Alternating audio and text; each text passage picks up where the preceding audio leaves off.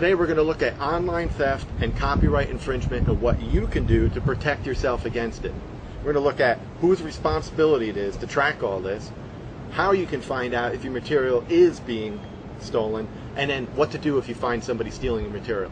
So let's get going with these quick tips. First of all, what can be stolen online? Think about it. You have articles out there. You have special reports that people paid for.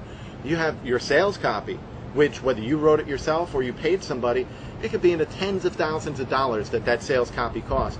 And there are people out there stealing that content or wanting to steal that content, but you're going to catch them today. You have ebooks, you have software. Basically anything that's digital can be stolen online. But here's the great thing, is that in 1998, the Congress passed an act called the Digital Millennium Copyright Act. All right? That gives you the rights to go after anybody online that's stealing your material. And here's the key, is that it is your responsibility as the copyright owner to find those people and then to bring action against them. The great thing is that there are some simple tools that you can use online to protect yourself against major copyright theft. One of the easiest ones is using Google Alerts. It's a free service. Just go to Google, type in Google Alerts. It'll give you the URL. We'll give it to you down below in the post down below at Tribal Seduction. But once you get an account, all you need is a Gmail account. Once you have your Google Alerts account set up, you just enter in your name, your product name, different things that your products or articles deal with. Use it judiciously. Don't put in 20, 30 different terms, because what's going to happen is you'll get an email update every day from Google. They'll send it to you. You don't have to do anything.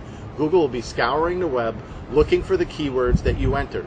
So you want to just make sure that you're monitoring your most important material, and use keyword terms around your material. Don't use necessarily your product name or your ebook name. What is your ebook dealing with?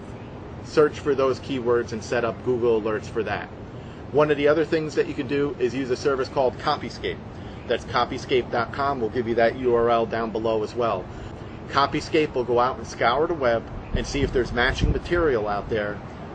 This is more useful for sales copy, for reports, anything that has compact material that can be scoured and grabbed from different websites in groupings. So Copyscape will go out and look for similar material or exact duplicate material and spit those results back to you. They have a free service and then they have a premium service. The premium service is pretty cheap. The other thing you can do, and this is a really cool little way to use eBay, is if you have a digital product or a report or something that you're selling, people may be trying to sell it in eBay. And there's nothing worse than having a $1,000 or even $100 course or ebook or program or whatever it is, and you're trying to make money off it. You've put your hard work into it and somebody else is selling it for $5 on eBay. So what you can do, there's some screenshots down below to show you exactly how to do this in the post of Tribal Seduction, but you just go to eBay, enter a search based on your keyword term, and when the results come up, you'll see it in the screenshot down below very clearly. There's just a little link. You can save that search, and when you save it, eBay will automatically email you updates every day. Very simple. Again, free way that eBay can help you. So those are 3 quick ways that you can monitor and watch for copyright infringement and online theft. So what do you do though if you catch someone? All right, well, personally, I would take them out in the ocean here and tie them to a concrete block or something, but that's not always going to be practical, right? So what are some practical things that you can do? First of all, who do you go after? You can go after the individual, the person who is doing the copyright infringing, but you're dealing with thieves here.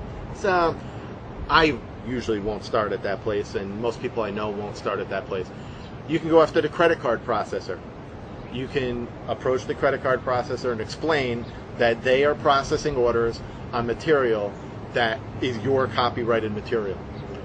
The best place to go, though, is straight to the ISP, the Internet Service Provider, the company that is hosting the website of the offending party.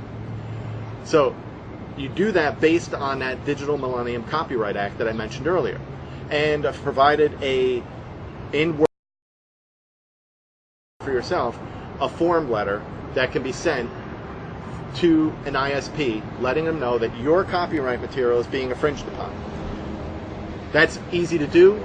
It doesn't take much time. You send it certified mail, you send an email copy, and you fax it.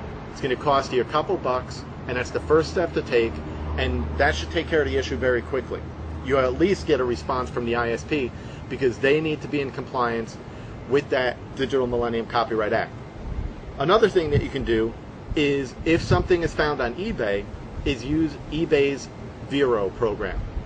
Again, there's a link down below that'll take you straight to an explanation of the Vero program, but eBay is protecting your rights as well, your copyright rights. And they make it pretty simple to notify them that if somebody's copyright infringing or stealing your material. All right, so those are some simple things that you can do to protect yourself against online theft and copyright infringement. The resources are down below. Like I said, there's that template letter that you can print out and use to send to the ISP of an offending party. There's a URL where you can locate the ISPs. You know, it's pretty tough to have a URL and go track down who's the internet service provider, the hosting company for this. Got a URL down below that you'll be able to just use that, enter the URL, and it'll kick back who the hosting company is. And then there's a few other links that we mentioned throughout the video today.